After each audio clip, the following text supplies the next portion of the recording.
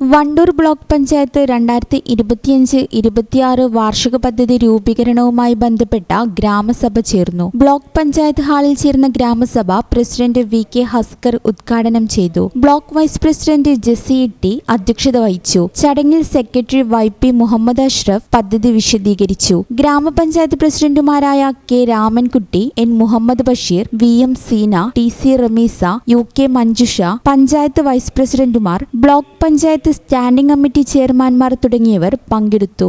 ഈ channel news Wandoor. Alsalama eye hospital സേവനത്തിന്റെ 20ാം വർഷത്തിലേക്ക് 21 ലക്ഷത്തോളം സന്തുഷ്ടരായ ഉപഭോക്താക്കളും 2 ലക്ഷത്തോളം തിമിര ശസ്ത്രക്രിയകളും പൂർത്തിയാക്കിയ മലബാറിലെ ഏക കണ്ണാശുപത്രി.